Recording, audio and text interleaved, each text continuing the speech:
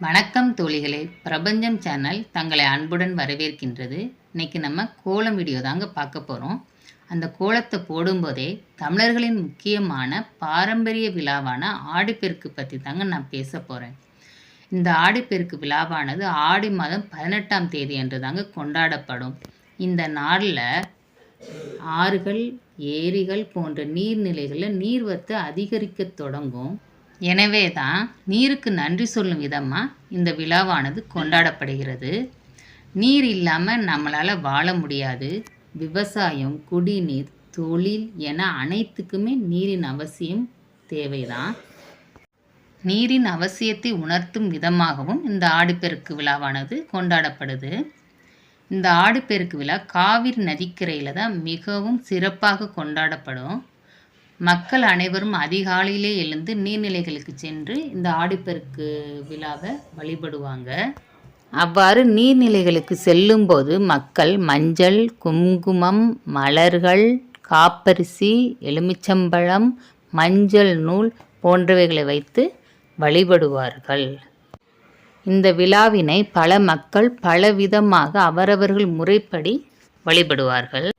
இந்த விழாவானது இயற்கையை மதிக்கவும், நீரை பாதுகாக்கவும், விவசாயத்தின் முக்கியத்துவத்தை நமக்கு உணர்த்தும் விதமாகவும் அமைந்துள்ளது. நீரை வீணாக்காமல் சேமிக்க வேண்டும் என்ற நல்ல செய்தியையும் இந்த விழா நமக்கு கற்றுத்தருகிறது.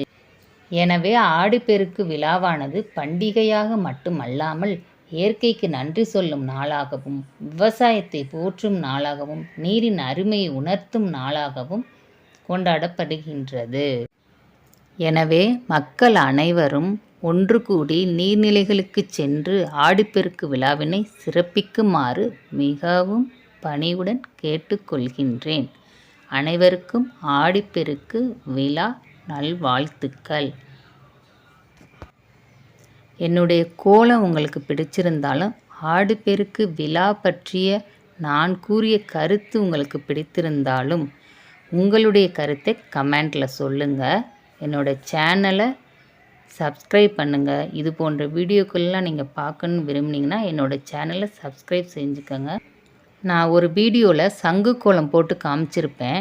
அதில் சங்குனுடைய முக்கியத்துவத்தை பற்றியும் பேசியிருந்தேன். சில பேர் கமெண்ட்டில் கோலமும் நல்லா இருந்துச்சு, நீங்கள் கூறிய கருத்தும் நல்லா இருந்துச்சு அப்படின்னு சொல்லி கமெண்ட் பண்ணியிருந்தாங்க. அவங்க எல்லாருக்கும் என்னுடைய நன்றியை தெரிவிச்சுக்கிறேன். Thank you so much. என்னோடய வீடியோவை தொடர்ந்து பார்த்தமைக்கு ரொம்ப நன்றி. தேங்க்ஸ் ஃபார் வாட்சிங்.